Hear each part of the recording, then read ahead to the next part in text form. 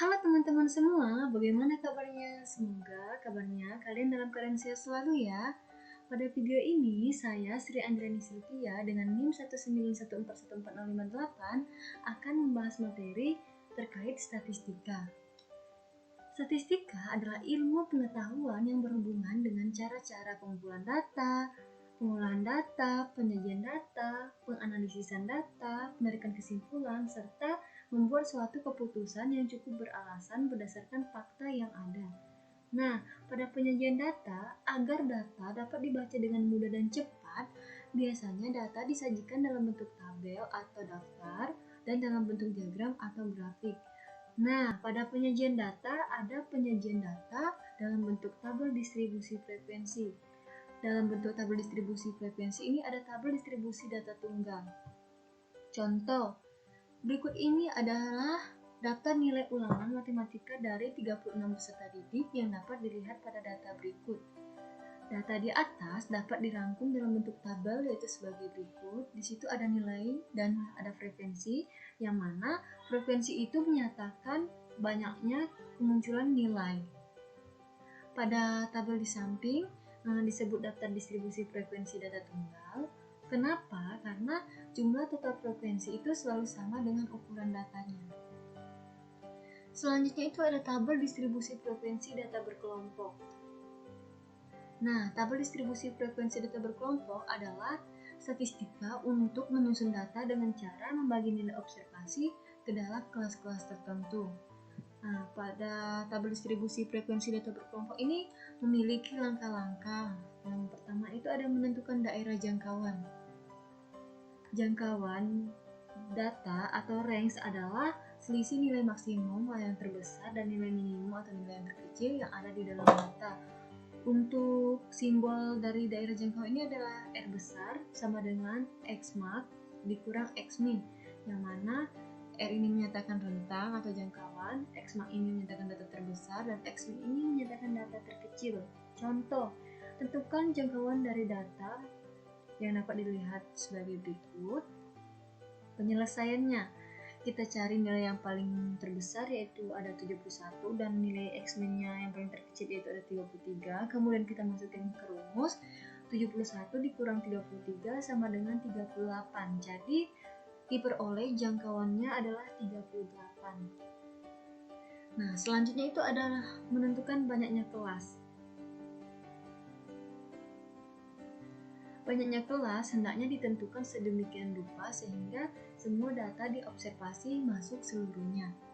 Nah, pada banyaknya kelas ini ada suatu aturan yang diberi oleh Astrages yang bisa disebut aturan Astrages, yaitu K sama dengan 1 ditambah 3,3 log N. Pada banyaknya kelas ini, jika hasilnya bentuk desimal, ambil pembulatan ke bawah. Nah, K ini menyatakan banyaknya kelas, N menyatakan banyaknya data, 3,3 ini menyatakan nilai konstan. Contoh, hitunglah banyak kelas dari nilai ulangan matematika SMA dari 60 peserta didik. Kita ketahui bahwa N-nya itu sebagai 60, kemudian kita masukkan ke rumus sehingga diperoleh K sama dengan 1 ditambah 3 log N. N ini kita substitusikan menjadi 60, kemudian kita cari log N-nya itu berapa. Setelah itu diperolehlah K sama dengan 1 ditambah 3,3 dikali 1,77815, sehingga diperoleh hasilnya itu 6,8678 jika dibulatkan menjadi 6. Jadi banyak kelasnya itu ada 6. Selanjutnya interval kelas. Nah, interval kelas atau juga bisa panjang kelas atau lebar kelas adalah jangkauan data dibagi dengan banyaknya data. Untuk simbolnya sendiri itu P sama dengan R dibagi dengan K. Untuk interval kelas ini, jika hasilnya bentuk desimal, maka ambil pembulatan ke atas. Misal nih, diperoleh hasil interval kelasnya itu 6,7. Maka kita bulatkan saja menjadi 7. Jadi interval kelasnya itu 7. Selanjutnya itu ada batas kelas. Batas kelas dan tepi kelas. Nah, batas kelas adalah nilai-nilai ujung suatu interval.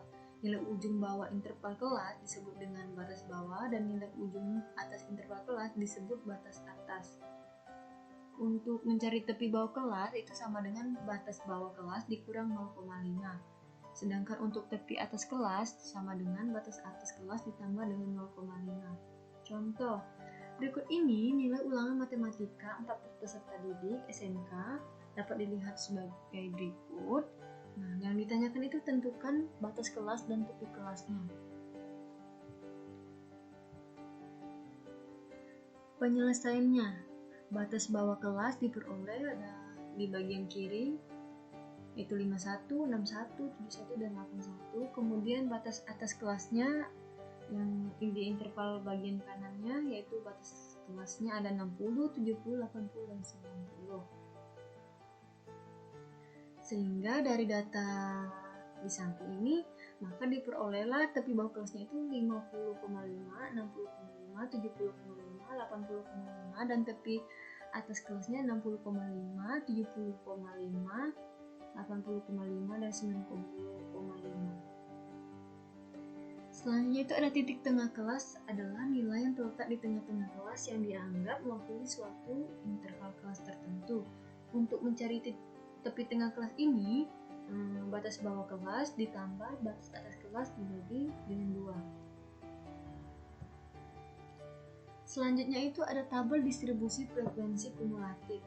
Nah, tabel distribusi frekuensi kumulatif ini memiliki dua macam distribusi frekuensi kumulatif, yaitu distribusi frekuensi kumulatif untuk kurang dari dan distribusi frekuensi kumulatif lebih dari.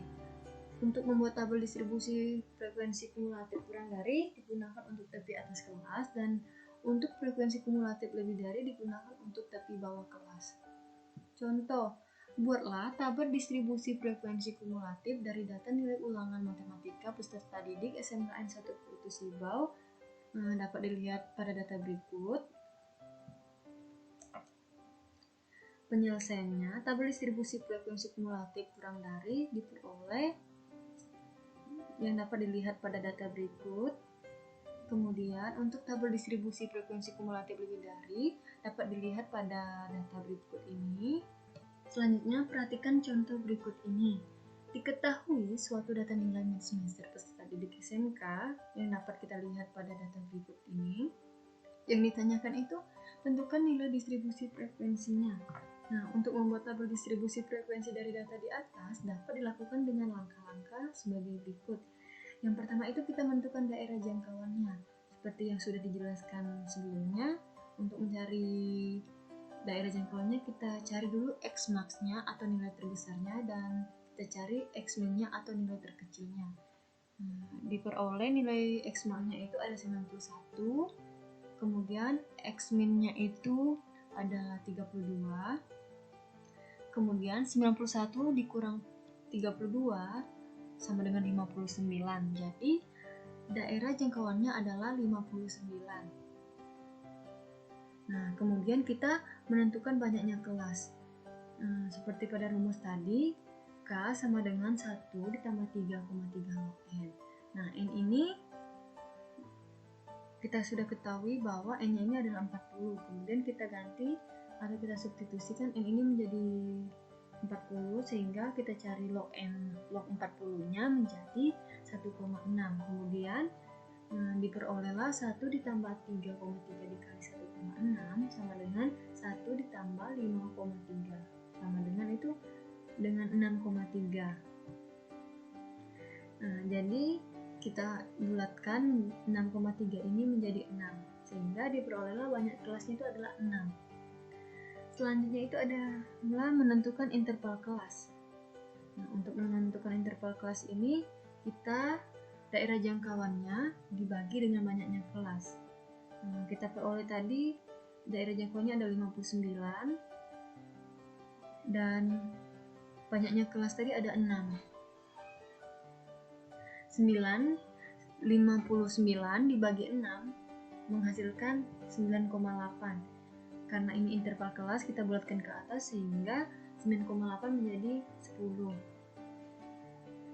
Jadi diperoleh interval kelasnya itu adalah 10. Selanjutnya itu kita mencari batas bawah kelas pertama yaitu 32 dan batas atas kelas pertama adalah 41, sehingga nanti nilai intervalnya itu dari 32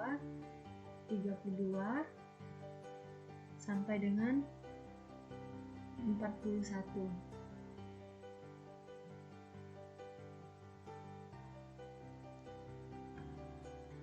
Nah, selanjutnya itu ada menghitung banyaknya data pada masing-masing kelas. Yang bisa kita lihat pada data berikut ini, sehingga diperolehlah distribusi frekuensi adalah seperti pada tabel di bawah ini. Selanjutnya, penyajian data dalam bentuk diagram dan grafik. Maksud dan tujuan menyajikan data statistik dalam bentuk diagram maupun grafik adalah agar mudah memberikan informasi secara visual, serta diagram atau grafik ini sangat efektif untuk menyebarkan suatu informasi, baik itu melalui surat kabar, majalah, maupun laporan-laporan statistik. Nah, penyajian data dalam bentuk diagram dan grafik ini diantaranya itu ada diagram lambang atau piktogram. Contoh, hasil panen kolam ikan lele Pak Bambang selama 3 tahun tampak pada tabel berikut ini, yang mana itu ada tahun dan hasil. Pada tahun 2018 hasilnya itu ada 400 kilo, untuk pada tahun 2019 itu ada 500 kilo, dan untuk tahun 2020 itu ada 300 kilo. Hasil dari tabel di samping dapat digambarkan dalam piktogram di bawah ini. Nah, untuk tabel kita lambangkan dengan hasilnya itu kita lambangkan dengan segitiga, yang mana satu segitiga itu sama dengan 50. Selanjutnya itu ada diagram batang. Contoh, banyaknya jumlah pendaftaran yang masuk di SMKN 1 Putu Sibau selama 4 tahun berturut-turut dapat dilihat pada data berikut. Nah, itu keterangan data di atas jika disajikan dalam bentuk diagram batang yang dapat dilihat pada gambar diagram batang di samping, yang mana untuk tahun sendiri itu yaitu horizontalnya, untuk vertikalnya itu menyatakan banyaknya peserta didik. Selanjutnya itu ada diagram garis. Nah, diagram garis ini untuk menggambarkan data kontinu atau berkesinambungan. Contoh, pada penelitian mengukur pertumbuhan kecambah, seorang peserta didik ini mencatat hasil sebagai berikut: umur 0 sampai 6 hari, kemudian panjangnya 0, 2, 4,5, 6, 8, 11,5, dan 14. Jika data di atas disajikan dalam diagram garis, maka dapat dilihat pada gambar di samping, di mana ini horizontalnya menyatakan umur atau hari, untuk yang vertikal ini menyatakan panjangnya. Selanjutnya itu ada diagram lingkaran. Contoh, kegiatan seorang anak selama 24 jam sebagai berikut. Dari tabel di samping diperolehlah diagram lingkarannya itu sebagai berikut. Kemudian histogram dan poligon frekuensi. Nah, histogram ini digunakan untuk menyajikan keterangan-keterangan yang sebelumnya disajikan dengan distribusi frekuensi, baik itu tunggal maupun berkelompok. Sedangkan poligon frekuensi itu adalah apabila pada titik-titik tengah dari histogram dihubungkan dengan garis dan batang-batang yang dihapuskan. Contoh, buatlah histogram dan poligon frekuensi dari data di bawah ini.